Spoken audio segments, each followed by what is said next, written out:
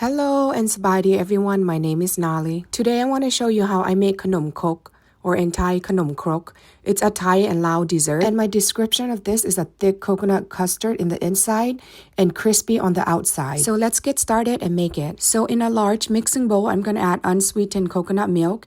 Any brand is fine, so 3/4 of a coconut milk. So I realized after going to a couple stores that Costco has the cheapest coconut milk, so get yours there. And to the large mixing bowl, you want to add the rice flour, and that's the bag that I use. And for the rice flour, I'm adding 2/3 of a cup to the large mixing bowl. And then I'm going to add in 1/3 cup of white sugar. So for my recipe, this is not overly sweet, but if you like yours way more sweet, you could always add more sugar than I did. And I'm also adding 1 cup of drinking water. There's no rhyme or reason in what order I put all these ingredients in. And I also add 2 tablespoons of glutinous rice flour, and that's the bag that I use right there, just 2 tablespoons of it. And also one thing I could never forget when I'm making any kind of dessert is a pinch of salt. So add in a pinch of salt. And this is optional to you, but I'm adding 1.5 tablespoons of green onion sliced, thinly sliced.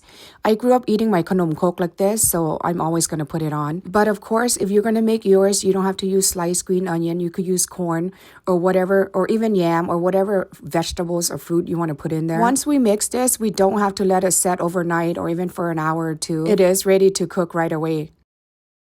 So I got this squeeze bottle from Walmart for like $1 something. So I was like, oh, spill proof.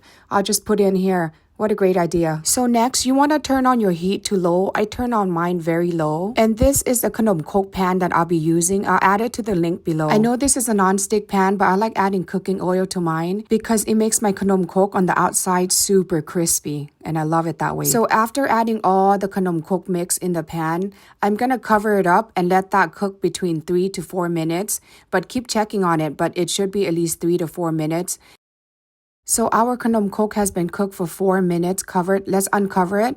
And we're going to leave this cook on uncovered for at least 2 to 3 minutes. Then it should be done. I just want to... So what I did was oil up my spoon so that way I could grab the Kanom Koke easier. Look at how brown that is. You know, that's very crispy on the outside. So we're just going to go ahead and scoop everything out. Total time cooking was approximately 6 minutes.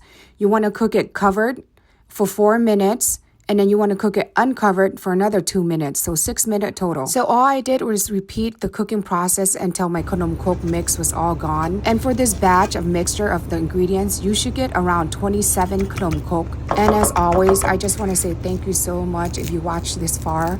Thank you and khop chai. And I seriously hope you guys give my recipe a try. If you want to tweak it to make it sweeter, it's up to you. If you want to add corns or whatever for your topping, that's really up to you also. Make it your own and just enjoy it.